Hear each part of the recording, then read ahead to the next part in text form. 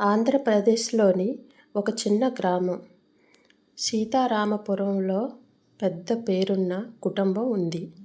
ఆ కుటుంబానికి అధిపతి రామలింగయ్య గారు. ఆయనకు 2 పిల్లలు. ఒక కుమారుడు అనిల్, ఒక కుమార్తె సుమ. అనిల్ మంచి చదువుకున్న వాడు.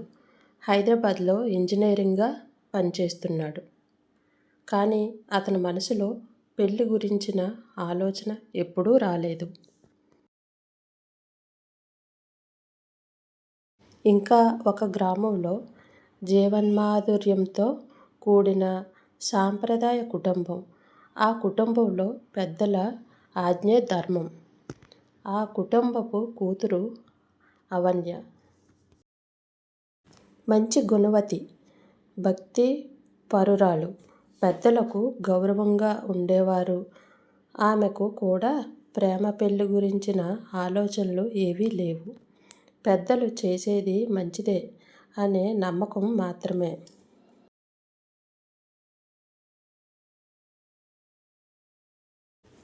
పెద్దలు తీసుకున్న నిర్ణయం. ఒకరోజు రామలింగయ్య గారు పాత స్నేహితుడు రామకృష్ణయ్య గారి దగ్గరకు వెళ్ళి వారి కూతురిని చూసి, మన ఇంటి కుమారుడు, మీ ఇంటి కుమార్తె, మన మధ్య జరిగే సంబంధం దేవుడి సంకల్పం అని అనిపిస్తుంది అని చెప్పారు. 2 కుటుంబాలు పెద్దలు మాట్లాడి జాతకాలు చూపించి పెళ్లి నిర్ణయించారు. అనిల్ మొదట కొంచెం సందిగ్ధంగా ఉన్నాడు. నన్నే అడగకుండా ఇలా ఎప్పుడు పెళ్లి నిర్ణయించారు అని అనుకున్నాడు.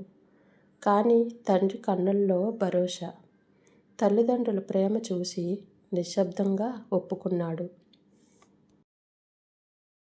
అనన్యకు కూడా పెళ్లి విషయం చెప్పగానే ఆమె పెద్దలను గౌరవిస్తూ, మీరు అనుకున్నది మంచిదే అవుతుంది నాన్న అని పరపరంగా పలికింది. రోజు 2 కుటుంబాలు ఒకటయ్యాయి. గ్రామంలో పండగ వాతావరణం, హరితుల వెలుగు, వేద మంత్రాలు, తూర్పు గాలి మోగించే శుభశబ్దం. అనిల్, అనన్య ఇద్దరూ పరస్పర గౌరవంతో 7 అడుగులు వేసినప్పుడు ఆ బంధం కేవలం పెళ్లి కాదు, 2 హృదయాల మధ్య మొదలైన ప్రయాణమైంది.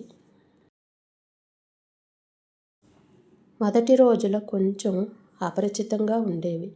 అనన్య నూతన ఇంటి పనులను నేర్చుకుంటూ, అనిల్కి తాగడానికి కాఫీ ఇస్తూ, నడకల మధ్య ఒక చిన్న నవ్వు పంచుకునేది.